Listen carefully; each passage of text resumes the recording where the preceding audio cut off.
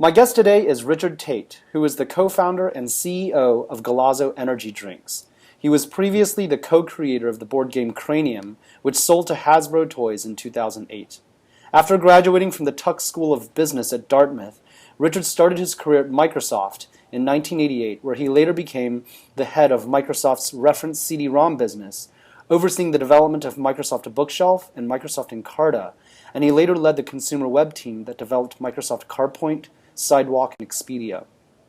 10 years after joining Microsoft, Richard left the company and co-founded Cranium, which won the Toy Industry Association's Game of the Year award 5 times in 6 years. Cranium was also renowned for its company culture and was honored as one of Seattle's best places to work, being featured on the Today Show and Good Morning America, among other programs. A decade after co-founding Cranium, Richard sold the company to Hasbro Toys, the world's largest game maker, and since then has been working on his new venture, Galazo Energy Drinks. Richard's been one of Fast Company magazine's Fast 50 and was twice nominated for the Ernst & Young Entrepreneur of the Year award. Richard, it's a real treat to have you. Welcome, and thanks so much for joining us.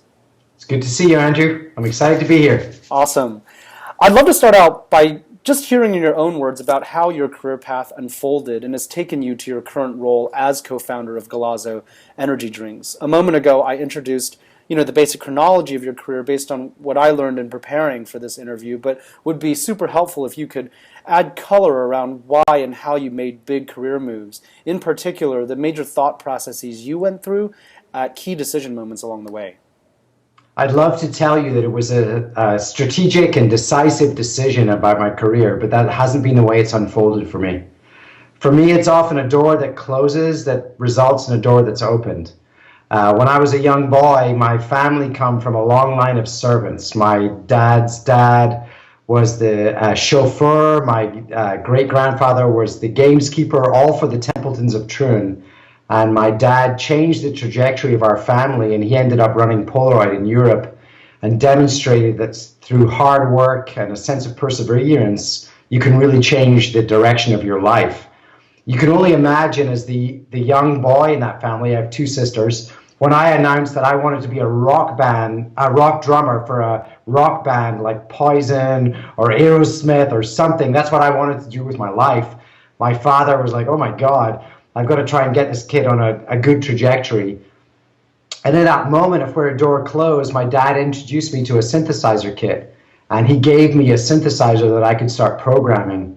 And in this would be the mid-70s, 74, 75, I started programming musical instruments, synthesizers, anything that I could get my hands on, I was programming. And I fell in love with technology. I married technology with my passion for music.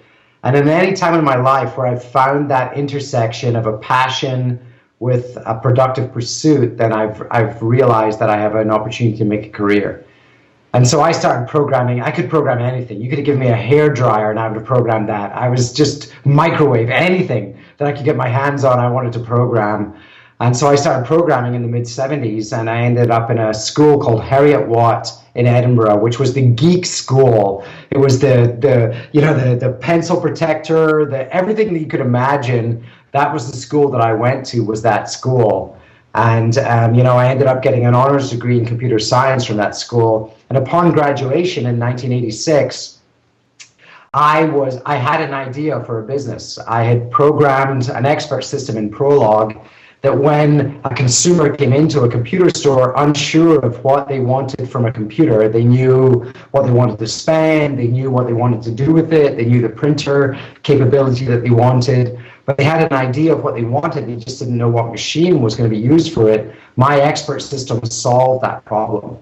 And so I realized that I was onto something with this unique retailer environment, but in Scotland there was no venture capital, there was nothing that would support a young man at 21 years old to solve that problem. Sure. And so I went to meet with a guy called Gordon Anderson, who was the head of the Scottish Business School at that time, and I told him my dilemma.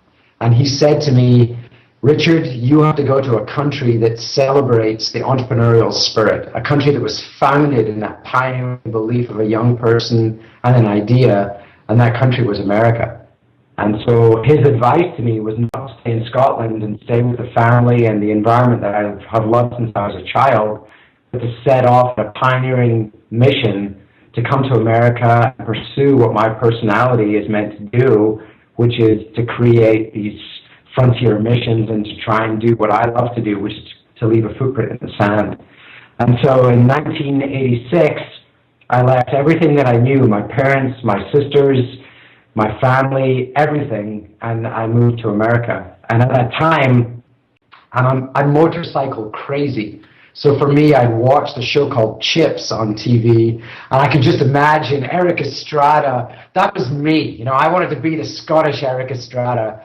And so I applied to UCLA, and unfortunately for me, I didn't get into a Californian school. So I ended up applying to schools on the East Coast, which were Harvard, Dartmouth, Penn, and I got into those schools, and I decided that I wanted to go to Dartmouth, which was close to where my dad was now, because he ended up running Polaroid in Europe and had come to America to pursue a career in robotics. So I was close to my mom and dad, but at the same time was able to pursue my MBA, which was going to change my direction in my life. Now, when I was 21 years old, so I was one of the youngest kids at Dartmouth's MBA program. And for me, all I wanted to do was work for Apple. Everything I'd studied was Apple. I'd done my thesis around a mouse with an Apple. But unfortunately for me, they decided that I didn't have a green card. I wasn't the right person for them to interview. And I hadn't applied for another job. So I was without job in an MBA program and trying to figure out what I was going to do with my life. And a company called Microsoft called me. This was in 1988, 2,300 people. It was like getting a call from Satan if you were a Mac bigot. And I was a total Mac bigot. And it was a woman called Cheryl Newport who called me. And this woman, she walked into the interview room. She was so smart, so confident, so engaging. I reached across on the interview table after an hour and I said, I don't know what Microsoft looks like. I don't even know what Seattle looks like. But if you represent that culture, please let me be a part of it. And they offered me a job in the interview. And with that sense of confidence and conviction around me, and I'd been a paper boy before I went to Microsoft, I said, if you're willing to make this bet on me, I'm willing to make this bet on you. And I packed everything I had into a CJ7 Wrangler, and I drove across the country to join Microsoft in Seattle, a city that I'd never seen, a woman that I just believed that she was describing the culture that I would fall in love with. But most importantly was the door had closed on Apple, and I had a door that opened, which was Microsoft. And I pursued that with everything that I had inside my body to say, okay, that was going to be my first job. And honestly, that was the start for me on the journey that you will learn over the next 20 years has resulted in many different outcomes. But that moment of feeling defeat around not pursuing the job that I thought I was going to get or believed I was going to get or felt I was entitled to was a different trajectory, which was Microsoft. And I was the lowest paid graduate in my MBA class by a vast majority. But I believe that what would make my heart happy was working with a software company. And honestly, it all worked out. You know, I look back on it, and so many of my friends went to Wall Street. So many of my friends went to consulting gigs. But honestly, for me and my trajectory, going to work at Microsoft was the thing that would make me the most happy. Great. I want to sort of build on this theme that you've touched on so far, which is this idea that, and you've said this in other interviews as well, that in your darkest times when a door shuts, that's often when another door of opportunity open. And to quote you, it's not about how many times you get knocked down, but about how many times you get back up. And often I think we look at the public-facing career paths of successful people and assume it's been this smooth ride up to the top, when in reality there's been a lot of struggle and setback and self-doubt along the way. Would love it if you could talk about examples of major struggles that you experienced in your career, times when you were knocked down hard, when maybe you weren't sure whether you could even get back up, and how you overcame that, how you turned those experiences into opportunities. Where did you find the strength of better days ahead, which helped you to keep putting one foot after another? And perhaps more broadly, what advice we can all learn from your experiences in this regard? I love that question.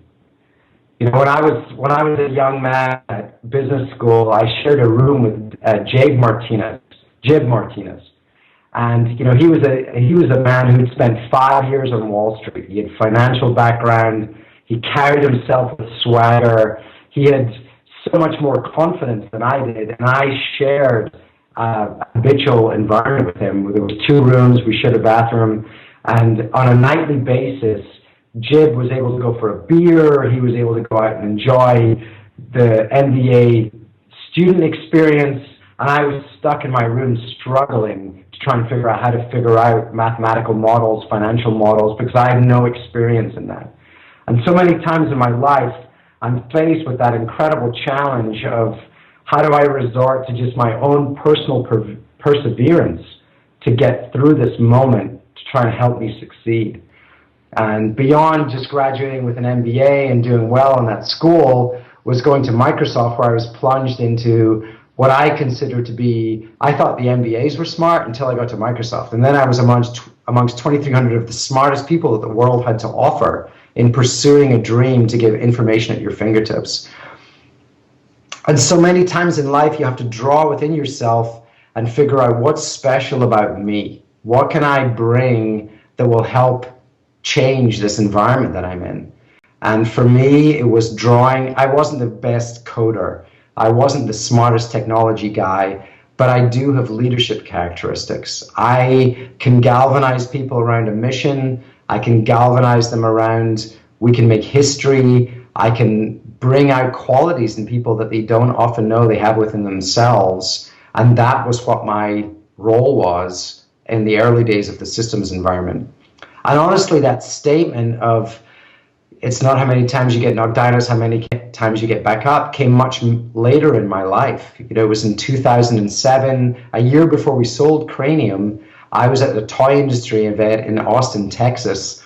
And this was, you know, we were killing it. We were 5 out of 6 years, Game of the Year winner. But I was still tired and fatigued, and I wanted to get home to see my kids. And I walked into the lobby of a hotel. I grabbed the USA Today, and I walked into the lobby, and I saw this limousine with my name in it that was going to take me to the airport. And I approached that car, and there was a young man who was adjusting his cufflinks in his wrist, African-American guy, stocky, strong, confident in his own ability to take me to the airport. And I got into the back of that car, and it was one of those moments where I was going to flick open the newspaper, I was going to go to sleep, something that was going to be different between the back seat and the front seat. And our eyes met in this rear view mirror. His dark ebony eyes and my blue eyes from Scotland met, and he started to talk to me. And I had that moment of whether I was going to engage with him or not. And he said to me, he said, how's your day? And I said, you know, my day's good. How's your day going? But I was tired. You know, I didn't want to admit that I wasn't on. And he said to me, my day's tough. He said, you know, I've just had breakfast with 3 kids, all of these challenges. And I said, I have 3 kids. And we struck this conversation, this guy, this African-American guy in the front, this Scottish guy in the back, and we found a shared vocabulary that we were going to start talking about. And he told me that he'd grown up in the South. He'd gone to Iraq for 2 years. While he was there, his wife had left him for another guy and taken their 2 kids with them. And now he'd come back and tried to establish himself with these 3 kids in this family as a father in this family. And our lives unfolded in this 20, 30 minutes on this journey to the airport. And when I got out of that car, he walked around and opened this door with his strong hand, helped me out of the back of this car. And he looked at me and he said, Richard, remember in life, it's not how many times you get knocked down, it's how many times you get back up. And as I watched that car drive away from the airport and the taillights, I wanted to spend another 20 minutes with him in the car to give me more insight about his journey and how many times it takes to get back up, because that has been my life. My life has been not the expected journey. You know, when I gone through Microsoft, it was an amazing career for me. I was the poster child in the recruiting photographs, 14 startups. It was fantastic. But all of a sudden, in 1998, I became old school. I was referred to as old school. I felt alienated in that environment. I saw it go from 2,500 people to more than 80,000 people, and I'd become old school. And at that moment, when I felt the culture change, I realized that I didn't feel as if I belonged like I did when I was at the beginning. And I decided to leave Microsoft. And as crazy as this sounds, I was so insecure, I wanted to reinvent myself. I said, I've done the technology thing. It was so cool for me. I want to reinvent myself. And when I was a little boy, I loved a DJ in Britain whose name was John Peel. Now, John Peel broke the Clash, he broke the Sex Pistols, he broke every band. My parents, their frustrating parental moment with me was walking into my bedroom with me listening to my transistor radio with a flashlight, listening to whatever band John Peel was going to break. That was going to be my passion brand. So I wanted to be John Peel. And so after leaving Microsoft, I was so lost and so disillusioned. I said, okay, I'm going to be a DJ. And so I went to Bellevue Community College. Crazy, crazy. I'm 32 years old. I'm going to go to Bellevue Community College and take DJ classes because I wanted to combine my passion for music with this opportunity to reinvent myself. And so I went there for 7 months. I created a show. I had a character. I really believed that I could create myself as a DJ. And I went to the Mountain, which is a very popular music station in Seattle. And I approached the CEO of the Mountain. I went in there with my little proposal, my written proposal for the show, my tape, my cassette tape for the show. And I said to her, I want to be a DJ at the Mountain. And she looked at me so apologetically and she said, do you really think it was going to be that easy? And I said, I've been at Bellevue Community College for 7 months. I'm ready. I'm ready to go. And she said, unfortunately, I don't think you're ready. And that's not going to happen. And I looked at her and I said, well, I'm willing to come for nothing. I'll make coffee. And she said, I'm sorry, that's not going to happen. And I walked out of that office environment and that interview, and I can still see that trash can today. When I drive to work at Galazo every single day, I still see that trash can that I stuffed my cassette tape into. I stuffed that radio proposal into. And as tears ran down my cheeks, I realized that my dream of becoming a DJ was not going to happen because my expectation was too high. And I had to reinvent myself once again. And I didn't know what that was going to be.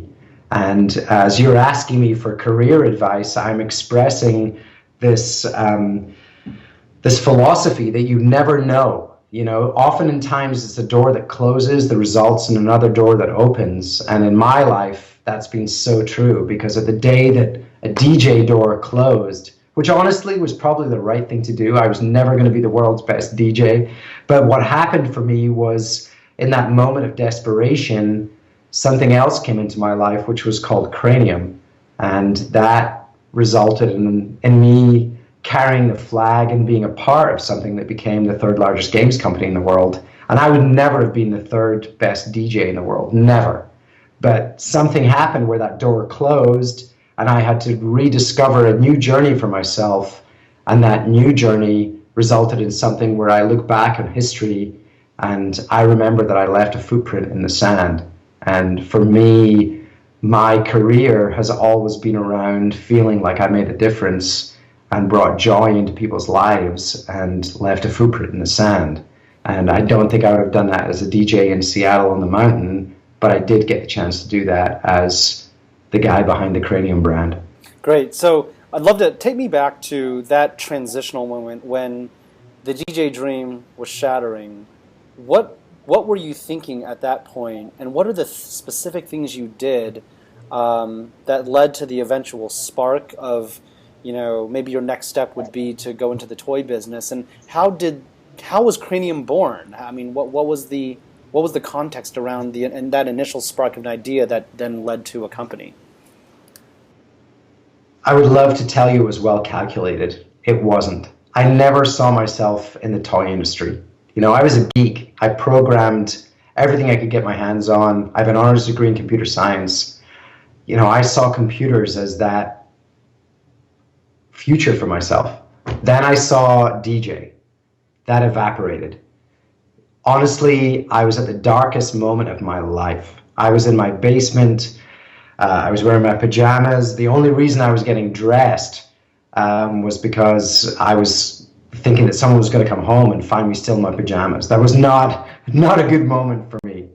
And then, we went on vacation. We went on vacation with two friends of ours, Dan and Maggie. It was a rainy Sunday. It was in the Hamptons outside New York.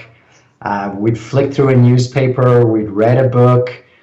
And we didn't know what we were going to do. As four humans, we didn't know what we were going to do. And Dan and Maggie challenged us to a game of Pictionary. Now, I'll be honest, I've never been beaten at Pictionary. I'm a maniac. Pictionary is this word. I'm like, yeah! So they challenged us to a game of Pictionary, and you can draw a straight line, and I'll say, Mount Rushmore! And we just crushed at Pictionary. It was amazing. And immediately, Dan and Maggie wanted revenge. They are Scrabble maniacs. They keep their score in their fridge. And I suck at Scrabble. Anything beyond 4 letters, I'm struggling with. And sure enough, Dan and Maggie just belittled us at Scrabble.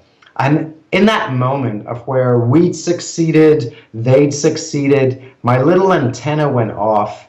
And I thought, why hasn't there been a game that allows everyone to shine? Now, this was at a moment where it was on TV, it was The Weakest Link, it was You're Fired, it was who was going to sleep with whose girlfriend on an island. It was so decaying and so negative. The thought of stepping forward and being positive and being a brand that stood for everyone shines and the white light was so contrary to everything that was going on in the marketplace. But for me and my buddy Whit, that was an opportunity for us to step forward and galvanize and say, you know what? We're going to do something different. We're going to create an entertainment company that stands for everyone shines, and we're going to create a board game called Cranium. Now, on the plane home, from that moment, that Scrabble Pictionary moment, I took out a napkin. So classic. I took out a napkin on the plane home, and I started drawing with Sharpie, what would that game look like? No one's thought of it before, but why shouldn't I think of it? Why shouldn't there be a game that gives everyone the chance to shine? And so it was a game that had Scrabble, it was a game that had Pictionary, it was a game that had charades, it was a game that had, whatever, all of these different puzzles, data head, trivia. It was a game that had all of those classical game elements to it, but no one had brought that experience all together in one party game. And I thought it was so simple. And when I got home, I talked to Whit, who's a guy who I'd worked with at Microsoft. He was the genius behind the world's most detailed atlas. I mean, he's an extraordinary product development guy. And I said, Whit, what if you said that the next thing we should do together would be this game? And it's a board game, and it's called Cranium. Well, we didn't know the name yet, but it was a game that would combine those things together. And he said, why don't you call my dad? Because that's going to be nuts. You're going to have to explain to my father why I'm leaving Microsoft to do that.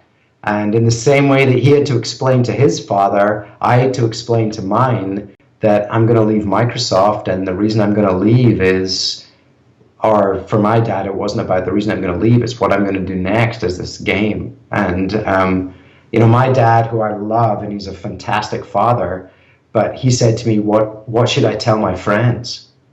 And, for me, that was that moment of insecurity of saying to him, tell your friends that I'm going to follow my heart. I'm going to be passionate about creating something different. I'm going to create something magical, and it's going to be an entertainment company that stands for everyone shines. And in a world where it was the weakest link, you're fired, and who's going to sleep with your girlfriend, I was going to present something that galvanized families and allowed them to laugh and rediscover why they were related. And that was something different. And so that moment was born out of, for any of your viewers, I would say, you could have that moment too. It's just simply listening to your intuition and to your heart about, I'm going to do this. And for us, we stepped forward. Whit and I, we made the first games at Kinko's. We laminated them at Kinko's, and we wrote cards, and we printed them on our color printers at home. And in the same way that anyone could have done that, we stepped forward and said, okay, we're going to do it. And we created the third largest games company in the world simply by stepping forward and saying, okay, we're going to do it. And that mantra, a game where anybody can shine, ultimately became Cranium's mission to the world. Yeah, I mean, it was crazy. We've sold, I love to tell my mom and dad, we've sold more albums than Coldplay. For us, that simple consumer promise of everything that we did was going to give humans the chance to shine, irrespective of your age, irrespective of your capacity. We were going to celebrate what was special inside each of you, became a brand promise that people rallied around. I mean, we had Craniacs. We sold our first 1 million games with no advertising. It was just around people who loved our brand. And this was before Facebook, this was before Twitter, this was before any of those things. It was just humans telling other humans about they made me feel special. Talk to me about how do you go from a concept on a napkin and laminated sheets at Kinko's to, what does the product development iteration process look like? How do you build a company from concept and scribbles to hiring people and convincing people and inspiring them to join your mission? How do you go from that concept to company? Everyone who asks that question of me makes it sound so hard, and I'm telling you that it sounds to me so easy, because it's just about creating a prototype. It's about getting in front of humans. It's about getting feedback and then using iterative design, which we learned at Microsoft. I mean, the biggest gift I was ever given at Microsoft was not the stock options. It wasn't anything financial. It was this experiential discipline of iterative design. It was like going to work at Procter & Gamble and learning how to create product positioning. At Microsoft, we learned how to get something from concept, prototype to shipping product in 6 to 8 months. Trivial Pursuit took 4 years, Pictionary took 3 years. We got Cranium from the birth of an idea to shipping in 6 months, January to June. And as crazy as that sounds, the first play test, which took place in my dining room in the Mount Baker neighborhood of Seattle, we invited 8 of Microsoft's hardest core program managers who were the most critical, the most insightful, the most vocal about what would make this thing great. They saved us a year, 2 years in product development because they were so biting. If you've ever had a baby and had the chance to hold up that baby and people have told you it was ugly, then that was the process that we went through. Was like, we held up our baby, like, hey, it's the game where everyone shines. And they were like, this is how to make it better. And with that feedback and being open to that feedback and responding to that feedback, it saved us 2 years in product development cycle to get the thing right. And so what was the dynamic, or what was the process? The process was, first and foremost, was writing the questions. Whit and I wrote the questions. We printed them off. He did a fantastic analysis of the last 100 years of board game dynamic. He found when Pictionary was popular, the first precedents of Pictionary that we found were an artist painting, and during the breaks in the meal, the humans would transcend into that room and try and guess what the artist was painting. And so we found all of these precedents to current game dynamic that was like, okay, humans have loved to do this for 50 to 100 years. So if we put this in a game, there's a high likelihood that it will succeed. So we put in activities that were proven. We also put in some that were fun. So, drawing with your eyes closed, spelling backwards. Those were new things for humans, but we found them to be fun in play tests. So we complemented what was traditional and proven, and we provided a little top spin with current analysis. But the reality was that first play test, where we introduced the most carnivorous humans we could find, was super enlightening in terms of what it was going to take to make it successful. But I would say to anyone that's watching me right now, getting it to prototype, testing it, and just starting, taking that first step of creating the prototype. When we were in Kinko's, I did the first board game in PowerPoint. I designed it, I printed it, we laminated it at Kinko's, but getting it in front of people collectively took about 30 minutes of creativity. And, I look back on it now and, it wasn't that hard. But to many people looking at it today, it's so intimidating to say, well, how did you get started? We got started in the same way you would get started, print it out, laminate it at Kinko's, put it in front of your family, put it in front of your friends, just start testing it and see what people say. And that's what we did. Cool. Where did you come up with the name Cranium? How was the name born? I love that question because I had the name Cranium before we had the idea. So I would watch, I'm Scottish. So anything with a long R in it, I love. So for me, watching a movie like So I Married an Ex-Murderer with Mike Myers, whose dad's Scottish, and he would say these phrases like, look at the cranium on that boy. For me, I just loved the word. And so honestly, during the early design philosophy, we were working with a design company in Seattle called Foundation. And during the early design, packaging, naming, they kept coming up, and we kept coming up with different names, and all of them sucked. But I kept bringing up Cranium, and everyone kept shooting it down. It was too brainy, da-da-da-da-da. But I kept bringing it up. And then eventually the guy, David Edelstein, who ran Foundation, he said to me, well, you keep bringing it up. Why don't you just call it Cranium? And I was like, yes! All I needed was some human to say to me that I had permission to call the thing Cranium. And I said, okay, let's call it Cranium. And that was it. We were done. So I actually had the name Cranium before we had the idea for the game. I just loved that word. And then when all of a sudden I, in my life, got the chance to marry an experience with that name, I leapt forward.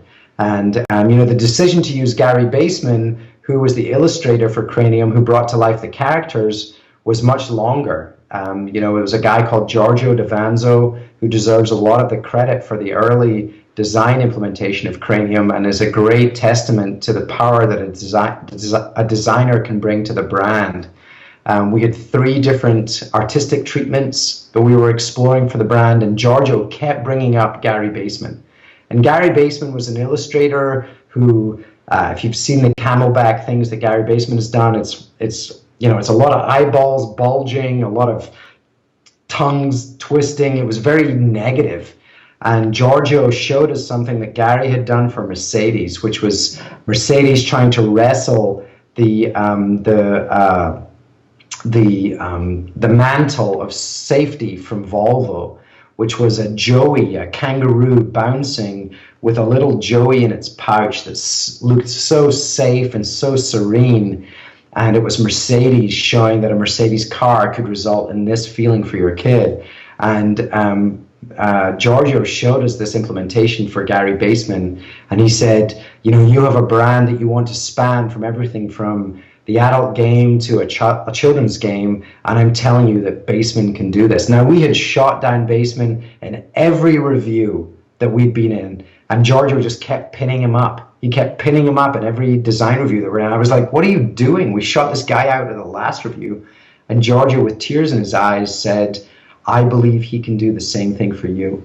And in all honesty, I put all of my effort, initiative, and trust in Giorgio. And I said, okay, we're going to go with Baseman. And I've never looked back since that. And we made Gary Baseman, and he made us, and I've never looked back on that decision. But the name came from So I Married an Ex-Murderer with Mike Myers, and the design philosophy and the illustrational style came from the courage and conviction of Giorgio Davanzo. What were some of the other top contenders for potential names for the game? Oh, God, you don't want me to tell you that. I had one that I loved, which was kind of an alien-esque name, which was around the battle. I'm trying to remember what that was. I mean, we had Brainiac. We had, what was the one I loved? It was something about, aliens dominate humans. It was some kind of weird, funky, it should have been a bad sci-fi movie would have been that. But none of them, fit like Cranium did. And it's like naming a kid, you never know. My children's names are Remy, Finn, and Deacon. And when you name a child, you never know that they're going to grow into that name and celebrate that name. And in the same way, by taking the step to call it Cranium, I'll be honest with you, no one else wanted to call it Cranium. I was the only one. Even Whit, who I love, didn't believe in the name Cranium, but I loved that name. And, in all eventuality, what happened over the 10 years that we were involved in that company was that it grew into that name. And it became a name that meant something different for people. It didn't mean this hard skeletal structure in your body. It became something that represented joy and stories around your family. It represented connections. It completely transposed what that name meant in the English language. And I wouldn't have known that when we decided to name it Cranium, but ultimately what it became was something very, very different. And that takes courage and conviction, but also a strong sense of intuition of that just works. And in the same way that I'm articulating to anyone who's watching this, to take that step forward is also to sometimes trust just what's inside your intuition. And with everyone who's telling you that's a bad idea, to step forward with conviction and say, I think it should be called Cranium. And for me, as much as I'm saying that, it took someone like David Edelstein to say, well, why don't we just call it Cranium? Because I was so dogmatic about why don't we call it Cranium. Eventually, when I got him to fold, I was like, woohoo, okay, let's call it Cranium. And I stepped forward and said, that's what it's going to be called. And I would encourage anyone who has that feeling inside of them to not give up and to keep pursuing it. Awesome. So Cranium was, I understand, the first game to be sold on Amazon, also the first game to be sold in Barnes & Noble stores, and the first non-coffee product sold in Starbucks. And I just love the story of how you guys thought about this type of guerrilla retail distribution strategy. Can you share that story with all of us? Well, this is the doors close and another door opens. I mean, I'll be perfectly honest with you. This was at a moment where we'd missed Toy Fair. Whit and I didn't see Toy Fair. It happens in February every year. It's in New York. Sometimes it's in Dallas, but most often it's in New York. And that's where all of the buyers make their toy decisions. And it hadn't made it into our transit. So when we went out, we manufactured 27,000 games because people were fighting us for the prototypes. So we thought, woohoo, we're onto a winner. And then when we approached retailers, they'd all made their retail decisions at Toy Fair, and no one wanted to buy our game. No one. Now, when you've got 27,000, which is truckloads, when you've got 27,000 games coming towards you, that's a dark moment as an entrepreneur. And Whit and I were sitting in a Starbucks store lamenting about what idiots we were and what we were going to say to our families, that we were going to have to start occupying their bedrooms with Cranium games. And I looked up in Starbucks and I saw all of the people who'd been fighting us around the prototype. They were standing in line at Starbucks. We called them dating yupsters. And I turned to Whit and I said this sentence that would transform our existence. And I said to Whit, let's take our games to where our customers are rather than where games are sold. And that released us from the feeling that we had to try and convince Toys R Us to stock our product, and they'd already made their buying decisions. But it allowed us to turn our focus to the people who catered to that target demographic. And at that time, this was in 1998, in that time, that target demographic was being catered to by Barnes & Noble, which was cool. Not like it is today. It was cool. Amazon was cool. Starbucks was super cool. And so we turned our attention to those retailers that could cater to our demographic and how could we get a game into that environment. Now, I will tell you, Amazon at that time, this was during the crazy days of Amazon. They were busy people. We couldn't get anyone to return our phone calls. So it'd be like, hey, I'm Richard from... So what we did was we were in Seattle, and so we found out who were the friends of the buyers. We found out who their friends were. We organized play tests. We invited them to play tests. They got to play Cranium. The next day when they went to work, they were talking to the buyer about what an amazing experience they'd had the night before. It was such a great game. And then all of a sudden, Ring, ring, ring. This is Richard from Cranium and someone from Amazon. We were like, yes! That was the subversive way that we found to get into that distribution channel. Barnes & Noble, I flew to Barnes & Noble in New York with my little game Cranium under my arm. When I met with the buyer, she said to me, what do you have? And I laid out my game and she said, I'm very sorry, we don't sell games, we sell books. And I was looking at the situation and I had 15 minutes with her and I saw two other women who were standing at the water fountain, and I knew it took 4 people to play Cranium, so that was me, the buyer, and the 2 women at the water fountain. I convinced the 2 women at the water fountain to come in and play with us, and 15 minutes later, we were in a Barnes & Noble store in 110 Barnes & Noble stores. And for me, when I wanted to launch in Britain, there was only one company that I wanted to launch with in Britain, and that was Virgin. And I learned that Richard Branson was coming to Seattle to sign his autobiography. I'd read his autobiography. I knew he loved to play games with his kids. And so I stood in line at that book signing with my game Cranium under my arm. And when I got up to him signing, I said, my name's Richard. His name was Richard. We had a funny moment together. And then he said, what's that under your arm? And I said, it's my game Cranium. And he said, do you know that I love games? And I said, yes, I do. And I'd love for you to play this game with your children. And so he took the game back and played it with his kids, and he loved it. Within 2 weeks later, we were launching with Virgin in the UK. And I'm telling those stories only because I want to reinforce this sense of tenacity, this sense of relentless pursuit of your dream. Never take no for an answer. Never feel like if a door closes, and we got told by Toys R Us they would never stock our product. And so that caused us to try and find a different solution. And we changed the dynamic in the games industry, which was we went to Amazon, Starbucks, Barnes & Noble, and Virgin, and we built an international game platform. We were sold in 22 countries. And if I'd accepted the answer of you're never going to be stocked in Toys R Us, we would have been done. But we didn't accept that answer. We saw a door close and we pursued another door that opened. And it took some work to get that door to open, but that resulted in us creating the 3rd largest games company in the world. And I would say to anyone that's watching today, you can do that too. You can just see that opportunity, accept that a door is closing, and don't be, it's hard. Don't be disappointed, don't be defeated, but figure out how you're going to get another door to open. And that's how we did it. That's amazing. That's amazing. I think especially noteworthy or impressive is not just what you guys achieved with, gangbuster sales of the game, but also the company was renowned as having a great culture to work at. What were the most important reasons for why you were so successful in creating a great company culture at Cranium? There was probably 7 or 8, and I've got them here. So I mentioned this to you before, but this is a business card that is so important to our history as a company. It defined the culture that we created. And there was a moment in my journey where I ended up on being invited to a speaking engagement where there was Howard Schultz, Magic Johnston, and me. And, I knew what was wrong with that trifecta, and it was me. And that's a tough place to be. But Howard was talking about his first book.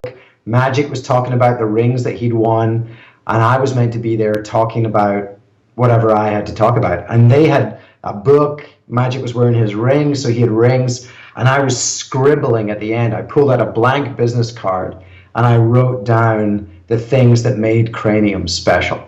And to this day, I carry this business card as a reminder of, what did we have? Wow. we were a group of people, frankly, pretty unruly. We interviewed everyone and recruited everyone on this philosophy of betting on smarts versus experience. So we hired everyone from, someone from the army to a kindergarten teacher. We found people who had the right responses to the questions that we would ask, but they represented everyone shines. They were consistent with that fundamental branding philosophy.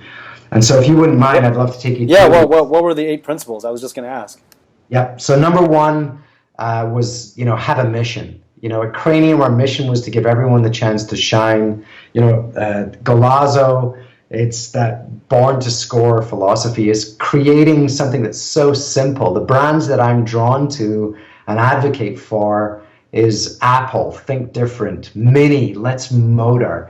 Those are the brands for me that have a mission statement that is so integral to what they stand for. Nike, Just Do It, that I can build a culture around that simple consumer promise. And with Cranium, with Everyone Shines, it was such an aspirational mission statement. And we recruited around people that would galvanize around, yeah, I want to give everyone the chance to shine. It wasn't about galvanizing people around, I'm going to figure out how to let other people sleep with whose girlfriend on an island, or you're fired, or the weakest link. It was galvanizing people around an aspirational pursuit of giving everyone the chance to shine. And so, I'm fortunate I get to go around the world talking to companies about their culture. And for me, it starts with that galvanizing principle of what is your mission, and synthesizing it down into something that's so simple and aspirational for humans that they will respond positively to it. So that's number one. You got it? Yeah. Number two is about changing the rules. In today's world, there's so many opportunities to change the rules to reinforce your mission, or to change the competitive platform that allows you to succeed. And, for us, the competitive dynamic with Cranium was dominated by Hasbro and Mattel, that own Toys R Us, they own Target, they own Walmart. So the opportunity to build a brand where we changed the rules, where it was Amazon, Starbucks, and Barnes & Noble, gave us the chance for that first 3 years to get some traction and build some momentum. Whereas if we'd gone into Toys R Us, Target, and Walmart initially, we would have just got crushed. And so it's, how do you change the rules? And, I'm seeing companies right now, I think Toyota did an amazing job with the Prius, of where they completely changed the rules of transportation and got people to engage around a more economical way, a more green way of transporting themselves. And I love recognizing those companies that change the rules of engagement. And we were able to do that in the games industry. And I've seen people like Method do it in detergent. I've seen people like Unreal recently do it in candy. But changing that rules of consumer engagement and distribution allows you to get a little bit of traction. Because if you try and compete with those established brands, you're going to lose. So number one is create the mission. Number two is to change the rules of engagement that reinforce that mission, but most importantly, give you a chance to get some traction. You still with me? Yeah, I'm still with you. Number three.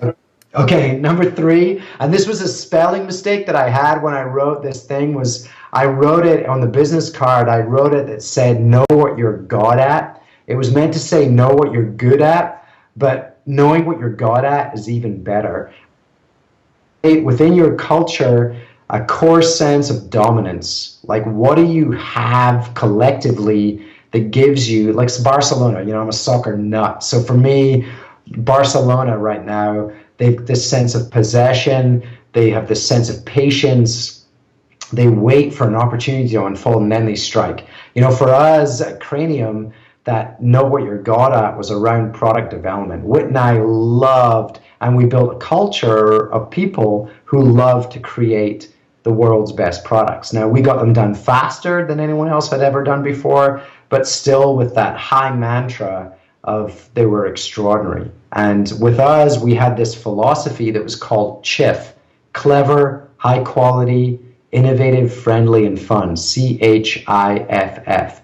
And that gave us a way of managing the product development team to ensure that they were delivering experiences that were to that high expectation, but it was CHIFF. At Galazo, we have something called MyRef, memorable, innovative, relevant, engaging, and fun. But it's a way of instituting and installing this philosophy, this design philosophy of what greatness looks like. And for us, know what you're god at was that way of creating these extraordinary products that would result in success. And that's number three. Amazing. Got it? Yeah. Number four. Number four is about making hiring priority number one. I still believe that every great endeavor starts with extraordinary humans. I'm not at a moment right now where machines can replace a sense of creativity, intuition, and passion that comes with finding the right people. And I still believe that every great corporate pursuit starts with finding the right people. And at Cranium, I had this philosophy of hire for smarts and rent experience. So I would look for young people who were passionate, who had great ideas, who were willing to sacrifice and dedicate their lives to pursuing our mission. And there was two areas that I hired for experience, and those were in finance or operations. Those are still two areas that you want to find people who know what they're good at and know what they're god at, but you can complement that with just raw horsepower. And I still believe, as I've built multiple companies moving forward, I still want to find that raw horsepower and that sense of sacrifice and conviction and people who will join you on that mission. One of my favorite movies and books is Shackleton's Adventure. And, he ran print ads when he set off to go to the Antarctica from Britain that let people know that they were not going to come back. They should assume that they were going to die dedicating their lives to this passionate pursuit of getting to Antarctica. And my reality is not that people are going to have to sacrifice their lives, but they are going to have to sacrifice some of their life to leave that footprint in the sand. And I want to find people who have that creativity, that passion, that sense of conviction, just saying, yeah, I'm going to join you in this pursuit. And whether it was about making games or whether it was about with Galazo, this passion around soccer and functional beverages, was they were going to dedicate their lives to pursue that.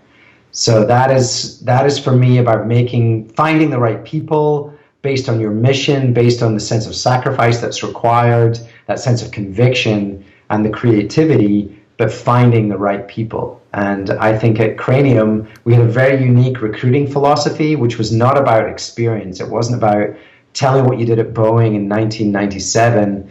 We would throw out questions that were like, okay, you're in charge of the iPod 4. What are you going to change about its features? How do you get the development time down to 6 months? Like, what do you sacrifice? Show me prioritization. Show me intuition around consumer requirements. Just finding how people thought versus the experience that they had. That was how we recruited people. And we do that in the same way with Galazo and the other endeavors that I've had. But I really believe that making hiring and recruiting priority number one is key to success. Cool. And hiring for smarts versus renting experience is very, very important. Number 5. Thank you. Number 5 is making sure that your customers are your sales force. So recognizing that philosophy. I mean, we built Cranium when there was no Twitter, there was no Facebook, there was none of that social network dynamic that you could benefit from. It was just about humans telling other humans about that experience. And to this day, I still believe that great brands are built on humans sharing their belief and conviction around another brand and not simply liking them, but more recommending them. And I think that the difference between a like versus a sense of advocacy and recommendation is a different level of brand engagement. Absolutely. And for me is, how do you discover that level of brand engagement? And, we did crazy stuff at Cranium. We would find that we found this customer who was celebrating her husband's 40th birthday in Spokane, Washington. We found a bike messenger that could take the game to an airport, a Boeing field. We found a plane that could take it to Spokane, Washington. We got a taxi to pick up that game and deliver it before the party started for her 40th birthday party. And that was the kind of stuff that it took. It didn't make any economic sense whatsoever, but it resulted in a woman in that community that for 7 years, she sent me a Christmas card. For 7 years, she was carrying the Cranium flag, and she was an advocate. And, for me, I love finding those moments. We also did a game. We wrote a custom game for a young man who contacted us and told us that he wanted to propose during a game of Cranium. And we wrote custom cards that celebrated him and his fiance's journey. And at that moment, when she drew a card that had "Will you marry me?" with letters missing, he fell to one knee and proposed to her. And that was those stories that, resulted in PR. It resulted in a level of engagement with our customers that was way beyond a like. It was more about I love that brand. Yeah, really creating an experience around it. Yeah, it was that sense of advocacy. And I think that never forget that your customers are your sales force. And we do the same thing with Galazo today. We have this young kid called Sap in Chicago. He can't buy our product. We are not in any retail establishment where he can actually taste our beverages, but we do everything that we can, merchandise, Facebook call outs, because Sap is awesome. He's an incredible soccer player, but also he's a huge Galazo fan, and we do everything that we can to empower him and turn him into an advocate for our brand. So I think that is number 5, is never forget that your customers are your sales force. Number 6, you can forget everything that I've talked to you about tonight and encourage your viewers to go out and buy a book called Orbiting the Giant Hairball by a gentleman called Gordon MacKenzie, which is a book about remaining creative within a large organization. And part of what that book taught me was the anticipation of hairballs and being in the difference of being in the avoidance business versus the reaction business. And the story that I like to tell with Cranium in particular is on the year that we were on end cap in Target, Walmart, and Toys R Us, there was a port strike, a pending port strike. And I gambled, erroneously, that the port people wouldn't go on strike at Christmas time. Now, if you were a guy working in a port, the best time for you to go on strike is at Christmas time. And we saw our competitors, Hasbro and others, brought in inventory so that they could hold the inventory in the US so that when they went on port strike, they could still fulfill the demands of the retailers. And I gambled against that. And that was a situation, if I had more experience and avoided the hairball, I would have brought in inventory into the country. And what ultimately happened for us, we spent every dollar of profit we were going to make that year rushing to fly in inventory to recover from the reality of the port strike. So you want to be in the anticipation business and not the recovery business, because the recovery business is super hard and emotionally draining. And so the hairballs that you want to avoid are the ones that are going to cost you dearly, and you want to be in the anticipation business versus the reaction business. So that number 6 is avoid hairballs. Number 7 is do good as you do well. The brands that in today's world that I'm drawn to are ones that have a sense of compassion and heart. And as they've succeeded, and it doesn't have to be big. I mean, I think Starbucks do an amazing job, or REI do an amazing job. But you can also find many small companies that are, as they do well, are demonstrating that they can give back. There's a brand called Oscar and Klaus that is a cat brand that give 20% of their revenue to support cat shelters. And I look at the people, the brands that I'm drawn to, and I'm willing to pay a premium, willing to dedicate my purchase dollar to, are the ones that show that they have a heart. And at Cranium and also at Galazo, then we have demonstrated that we are an organization that will step forward with compassion.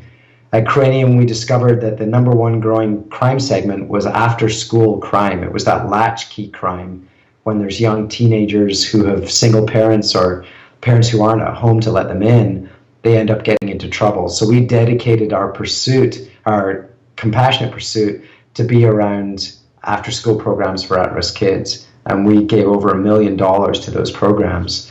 And Whit and I were at programs. We went to visit multiple programs. We were in Los Angeles, where there was a young African-American girl. She had 5 brothers. They beat from her. They stole from her. Home was just not somewhere that she felt safe going after school with her parents.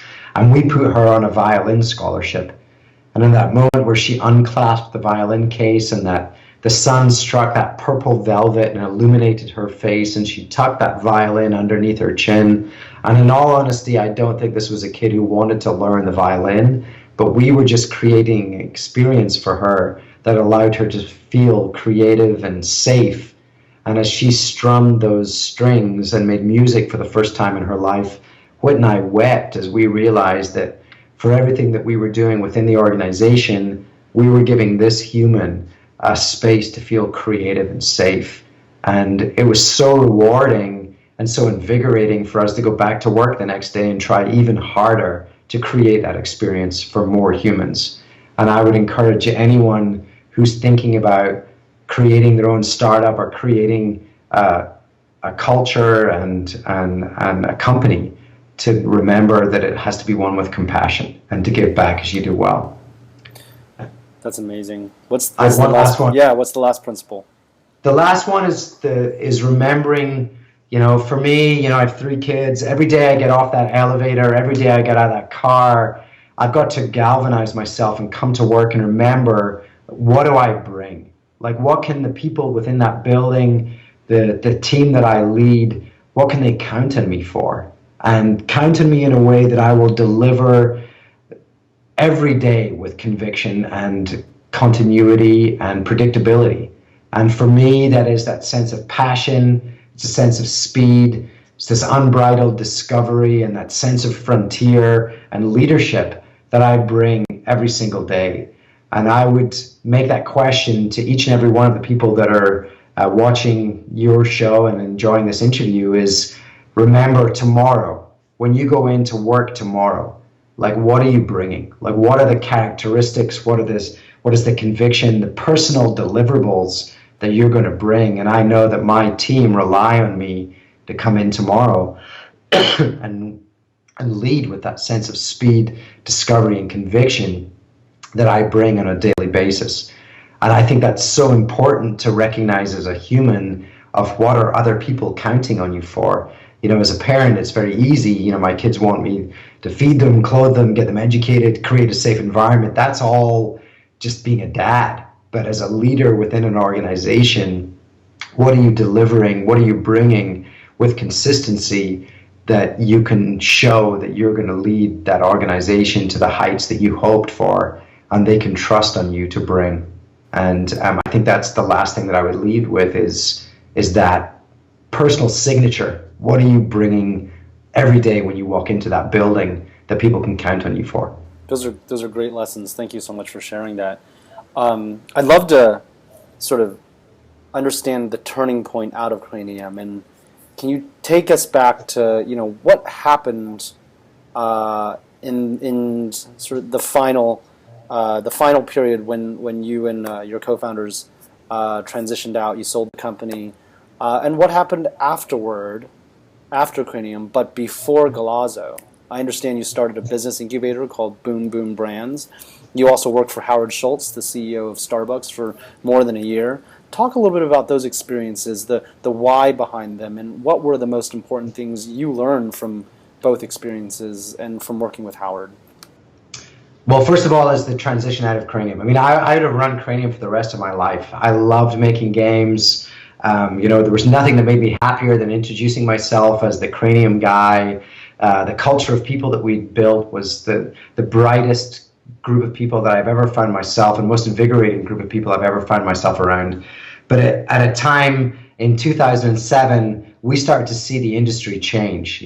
Organizations like Target, Walmart, they were all starting to push the inventory back on us.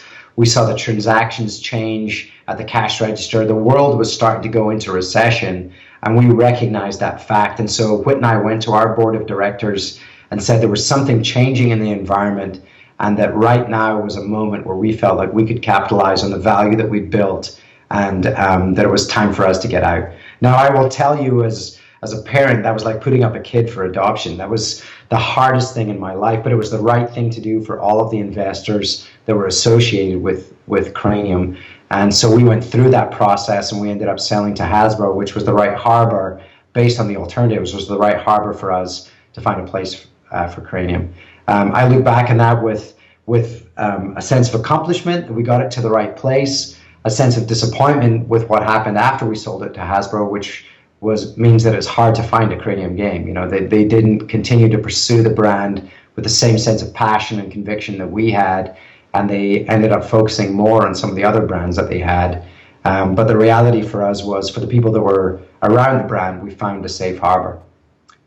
For me, I became untethered.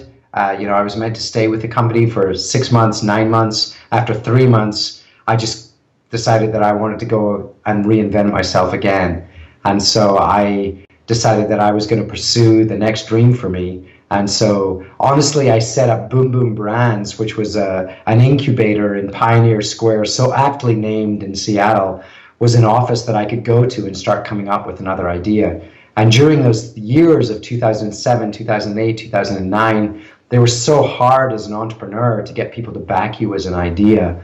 I was so fortunate that Howard came to me and said, why don't you come into Starbucks? I had a personal experience with my kids where I saw there was an opportunity to revolutionize some of the baked goods and the healthier options that Starbucks were offering. But at the same time, Howard came to me and said, why don't you come in and help me reinvigorate the company? And my first day at Starbucks was the day of the layoffs at Starbucks. So as I walked into the elevator, there was people leaving the elevator with mascara running down their eyes and feeling such a strong sense of betrayal and fracturing of that culture.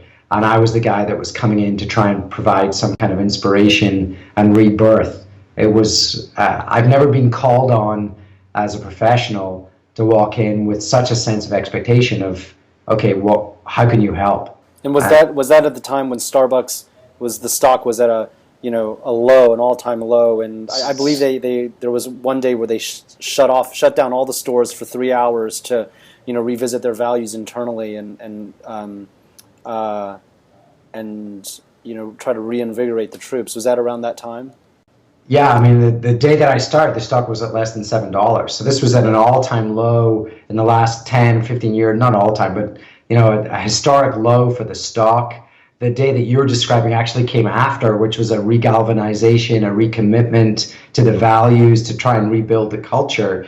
The day that I started was below that day. Was Wall Street had lost confidence in the brand. There was the risk of being acquired. There was all sorts of things happening in the culture at that time, and it was an opportunity to start rebuilding that company. And I was very fortunate to step into a role, to step into a culture where they were accepting of someone like me who was presenting a different way of thinking, presenting a disruptive thought, presenting whatever I could do to try and help show people that it's not how many times you get knocked down, it's how many times you get back up. And as I've used that phrase both at a personal level, but also as an organization like Starbucks, there's the opportunity to get back up. And that's what we did. We started to get back up. And, with the path that I took was around healthier options within the baked case, healthier options within the beverage. I worked on with a fantastic team of people who had already got a huge amount of work going within Starbucks, was able to galvanize once again around a mission statement, which was real food, simply delicious. That was a galvanizing call for us to demonstrate that we were an organization that was going to change. And we rallied around that statement and offered healthier options, came up with many options within the baked case, changed the caloric content of some of the beverages. Then I worked with Michelle Gass, who Howard has accredited and deserves much of the flywheel beyond his compass and his vision of what was going to change within the company. Michelle and Cliff were extraordinary at catalyzing the organization around that. And I hitched my wagon to Michelle and worked on the rebranding for Seattle's Best Coffee and worked on the branding for Tazo Tea to help rekindle that sense of opportunity for that brand. And feel so fortunate that I was there during that time. But also recognized after 14, 16 months, when I was invited to stay within that organization, that being part of a large organization is not what I love to do. And so for all of that time I spent at Starbucks and all of the fun that I had was once again that door closed for me, and I jettisoned out and said, okay, I'm going to do something by myself, and had to wait for that next idea. What was the experience of working with Howard Schultz like, and what's the biggest thing you learned from him, and just by observing him and working with him? Well, so much has been written about Howard. On a very personal level for me is that moment of conviction of this is not going to happen on my watch. This is my brand, this is my company, this is me. And his level of dedication and conviction and galvanizing the culture around the world hasn't seen the best of us yet. And, for all of those emails at 4 o'clock in the morning, for all of the late nights, him and his leadership team and everyone in that organization that recommitted to delivering the Starbucks that we now know and enjoy today.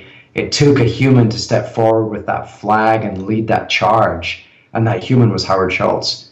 And I consider it a privilege and an incredible learning opportunity to be 1 row, 2 rows back in that charge of that organization.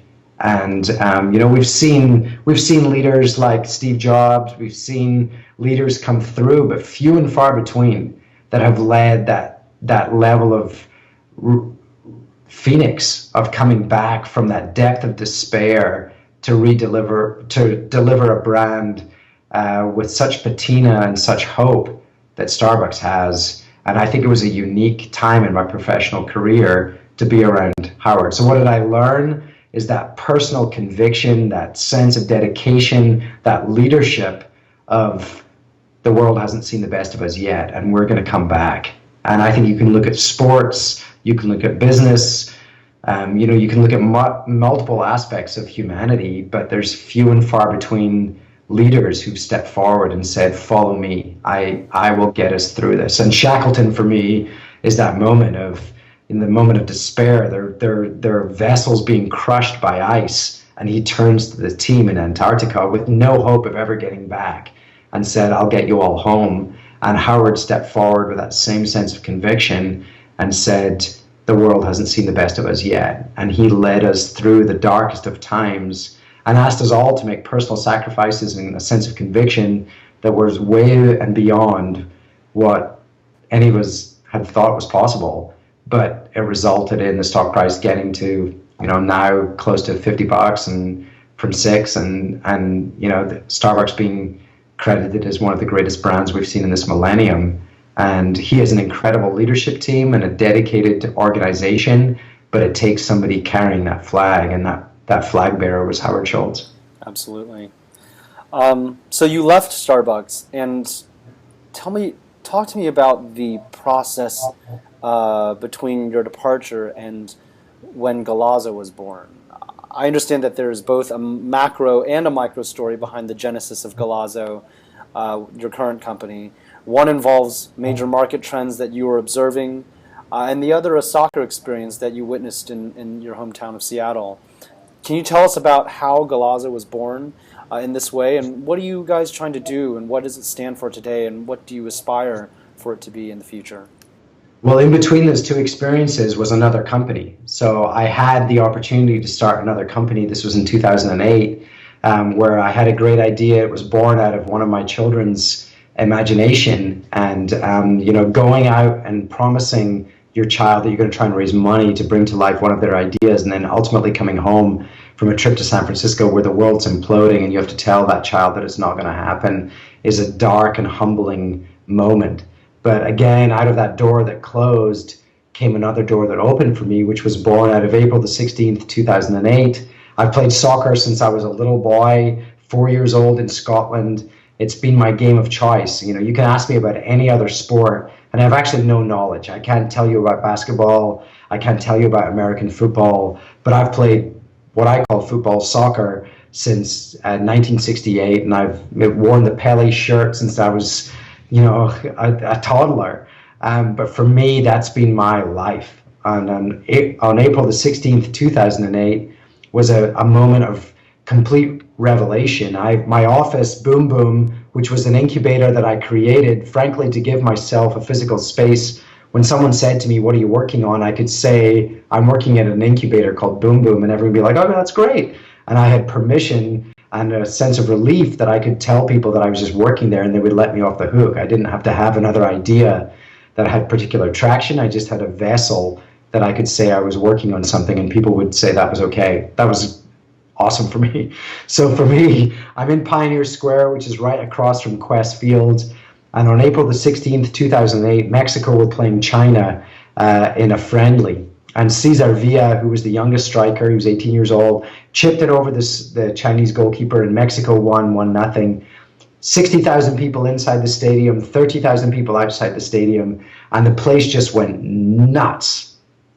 And in the same way, when I watched So I Married an Axe Murderer, with Mike Myers, and he said the word Galazo, I said the word Cranium. In the world of 2008, April the 16th, with Cesar Villa, I started to hear a word that I wasn't familiar with, and that word was golazo, which means super goal in Spanish. In American basketball, you have a word called dunk, but there's no super dunk. In American football, you have touchdown, but there's no super touchdown. In soccer, there was a word that existed in Spanish that was a super goal. And when I watched the World Cup in 2018 with my buddy Alex, and we'd be sliding across the carpet, screaming at the TV, we started watching the World Cup in Univision because it was more fun. Then we heard over and over again this word called golazo. And we said, let's create the passion brand for soccer, and that brand would be called Galazo. So again, we had the brand before we had the particular manifestation of that brand. And then we started to study big trends. One was the popularization of soccer. It was becoming the most popular sport in America. It was a sport that was driven by youth and by the female audience, so we saw great potential in that. We also saw the growth in Latino population. It was growing 9 times faster than the non-Hispanic population. Their economic power was growing twice as fast as the population growth. In 10 years' time, more than 60% of all teens will be Hispanic in the US. It just seemed like that population were having incredible influence in the global psyche. And then the third dynamic that we saw was the growth in all natural. And so we married those 3 things together and said, okay, we're going to create the passion brand in beverage and consumable for soccer, and it was going to have a Latino influence, and it was going to be called Galazo. And as crazy as that sounds, as ridiculous as that sounds, for 2 guys who'd never been in the beverage industry before, other than my time at Starbucks, Alex and I stepped forward and we said, okay, we're going to create the passion brand for soccer, and it's going to start in beverage. And, 2 years ago, we stepped forward and said, okay, it's going to be called Galazo. And we launched a beverage brand that has now become, in the Pacific Northwest, we're the #1 selling energy drink in Whole Foods. And, we've got an extraordinary track record in a very short period of time. And I found really interesting the idea that it's both a hydration drink and an energy drink. And you, as I understand it, that insight first came when you saw kids playing soccer on the field and they were mixing Gatorade and Red Bull. Like what happened there, and what can you tell us, provide a little bit more context around that? Yeah, I mean, there was the key insight, which was kids were actually publishing recipes on the internet. They were looking for a product that was hydrating and provided lift. And that was, they were mixing Gatorade and Red Bull. And so we were looking for, in the world of soccer, we were looking for a beverage business that we could launch with. And the insight that we gained was these kids who were looking for a different formula. They were looking for a different consumer proposition, which was something that had lift and hydration towards it. And so we decided, okay, we're going to create an energy beverage, all natural, non-GMO, gluten-free, that was a much healthier alternative for them, but provided both energy and provided lift. And so that was the first product. And in all honesty, once again, we found ourselves in our office formulating. The first time we carbonated the product, we drove to Target in Northgate, Seattle. We came back with a carbonator. We started carbonating it to make sure we could find the right carbonation level that soccer players could consume the product but wouldn't feel gassy. So it was once again that boutique formulation creativity cycle. I mean, it was again that 6-month gestation period of getting a product to market. Now, clearly for something that's going to get put in your body, you want to find people who have credibility. And so we partnered with the world's leading formulation company that allowed us to develop the beverage. But at the start, it was just 2 crazy guys with an idea that let's create an energy beverage that married hydration. And that's how we got started. And then, 8 months into that dynamic, we realized that we couldn't sample to what was the biggest growth category, which was youth soccer.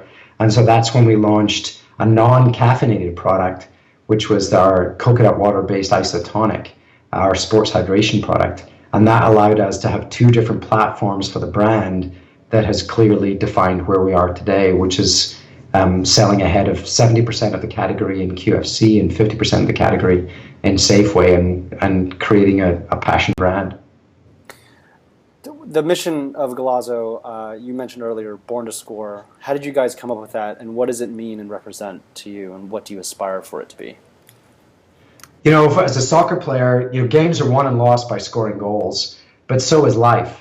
And we wanted to create, in the same way that we'd seen Nike with Just Do It, provide this sense of aspiration, this sense of personal conviction with both their products, with the technical features of their apparel, and also this sense of personal aspiration. We wanted to create that same brand for soccer players. And so for us, this conviction of Born to Score is within both your soccer life and your personal life. How do you get the most out of life? And instill in people this belief that being associated with our brand and the sense of conviction that we have to our consumers, then we can instill in them this belief that they're born to score. And we believe that's true.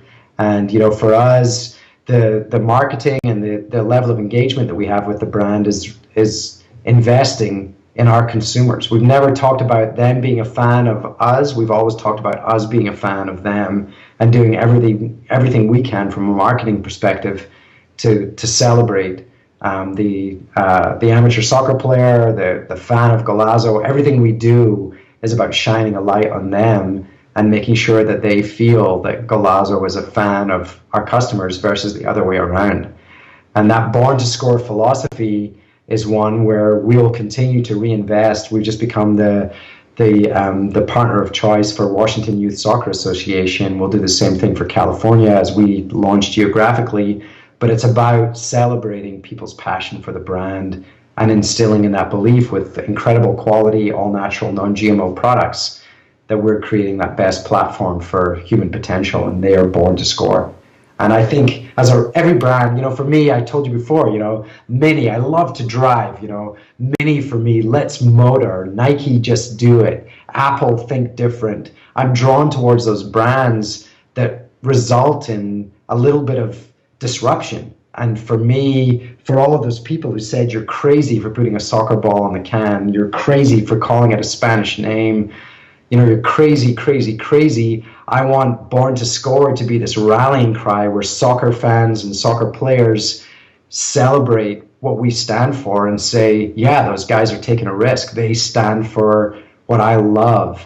They stand for football. And, in the same way that many took that risk of the rediscovery of the joy of driving, or Apple in their celebration of creativity with a computer, we want to be that brand that says, yeah, we love football, we love soccer, and that's what we stand for. And you have to stand for something to create an emotional connection. That's pretty inspiring. We've talked a lot about the lessons that you've learned in your career. I'd love to get the flip side. If you could look back, what is the most important mistake that you've made in your career, and how would you have done things differently looking back on it?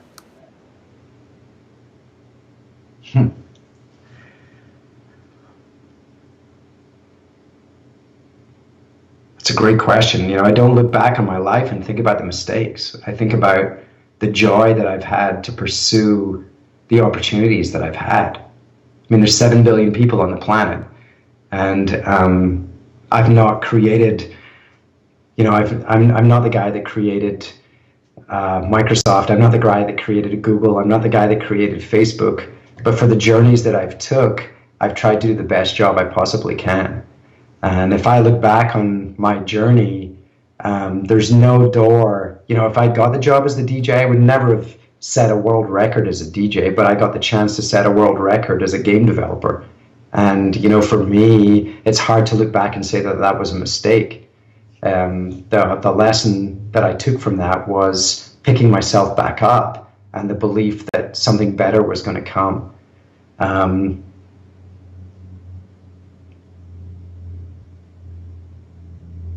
I don't really believe it's not that I haven't made a mistake. Believe me, I've made tons. I mean, for all of the glory, I can tell you at Microsoft, a very dark moment.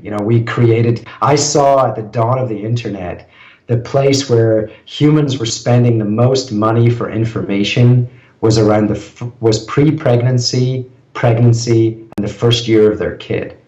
And I saw this opportunity we called it disintermediation. I saw this opportunity to create a service that had incredible value around that knowledge and that experience and that recommendation. And so we built a team. We were creating an expert system around recommendations around that time in a human's life. And I got into a review with Bill, and I had my whole team there. And Bill was rocking as he does when he gets excited, and he's flipping through the deck, he's ripping through the deck. And I'm thinking, uh-oh, he's reading way too fast. And eventually we got into a review moment where he said to me, what if we get sued? And the vulnerability, the glory of that idea was the fact that I saw this huge financial opportunity around making personal recommendations. The vulnerability was for an organization like Microsoft was that it wasn't core to our business, and there was a vulnerability to it, which was, what if something happens to a human and we end up getting sued, and we had the luxury of a lot of cash.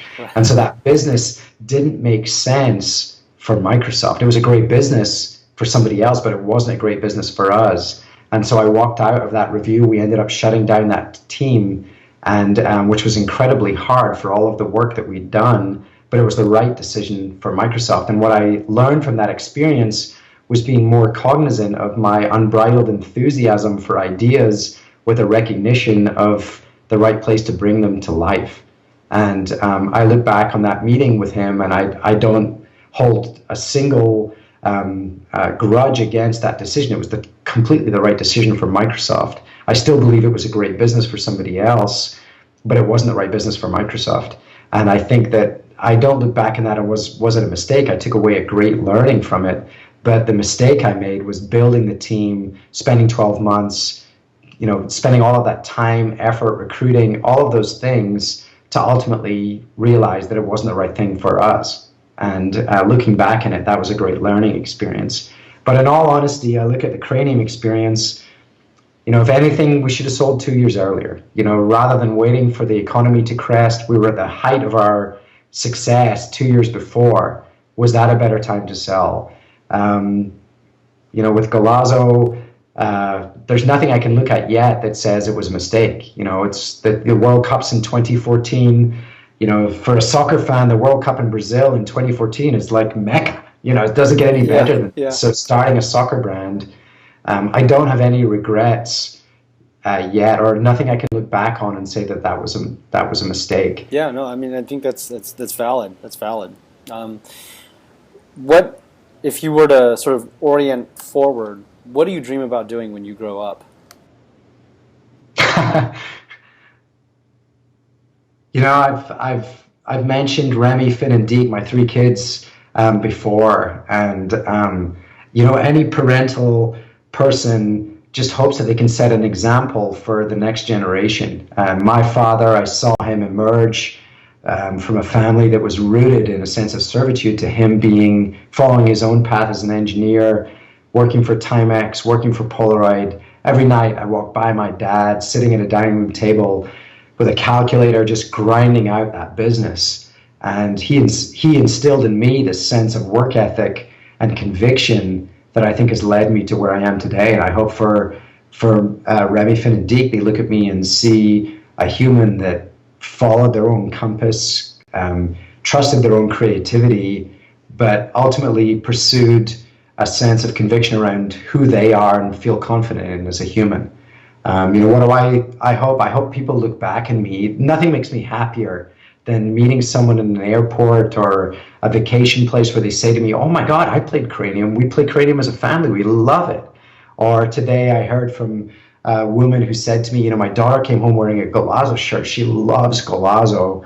And for me, feeling like you've created this emotional connection with the art or the product that you've created, that's what makes me happy. And, in some way connecting with a human or thousands of humans, that makes me feel like I'm leaving that footprint in the sand that I've described. And as someone, again, as in a planet of 7 billion people, to have that opportunity to be remembered for something is what I hope for, is that people will look at me and say, he made us happy, he made us laugh, he made us love soccer more than we knew that we could. He was a good dad, he showed us a good path. That for me is is what I hope for. Absolutely. Last question for you, Richard.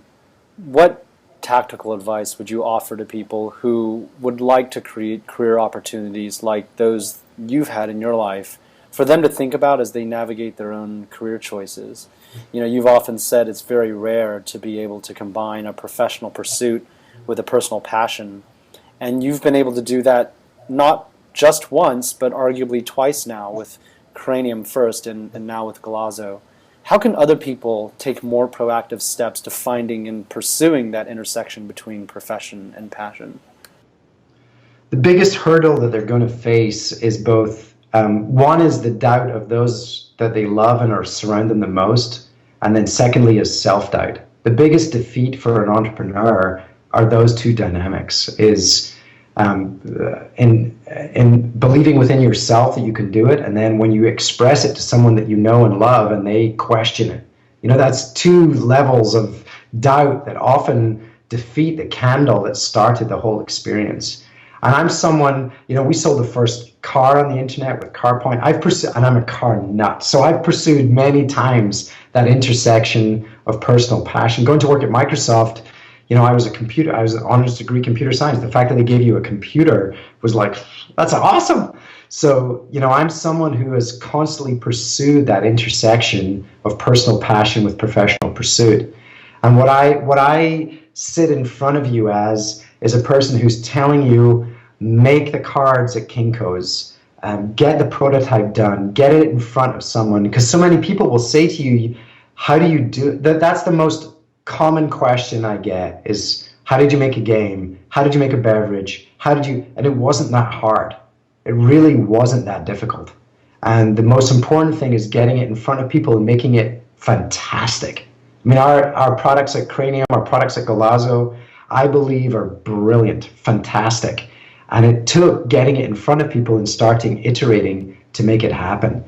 And, you know, I would say to anyone who's watching this right now, if you have an entrepreneurial fiber, bone in your body that wants to feel that sense of personal pursuit, then the first step is creating that prototype. And as daunting as that might feel, it just takes, whether it's software, whether it's a service, whether it's a product, it's just creating something that you can start putting in front of other humans and seeing if they like it. And if they like it, it helps you get over that sense of self-doubt. It helps you get over that sense of criticism from other people that are in your family or friends that are questioning why you're even dedicating your life to doing it. And then slowly you get a little bit of self-confidence that you can actually do it. And this isn't about, you know, working for Howard. This isn't about creating the world's greatest game. This isn't about the beverage industry. It's just about taking that first step as a human who's trying to leave a footprint in the sand, is getting you over that hurdle of self-doubt that you can even do it. And I believe that creating that prototype is that first step to getting reaction from other people that, oh my God, I love that, or you should change this. And then you can start making progress. And you can maintain a full-time job while you're doing it. The crazy part is leaving something that has a sense of security to go and pursue something else. You know, you can do this in the evenings, you can do this at weekends, you can start to build up your own self-confidence before you make that leap. And then when you've got a little bit of traction, make that leap and feel the wind under your wings, because that reinforcement of you're onto something is so invigorating as a human. That's the magic. And that's when you really feel that opportunity to fly. With that, thank you so much for taking the time to chat with me, Richard. This was a tremendously rich conversation. I enjoyed it immensely, and I deeply believe that all the readers and listeners who are watching this and reading the transcript will find it as enlightening and insightful as I did. Thank you so much for taking the time. Andrew, thank you. Galazo! Galazo! Cheers.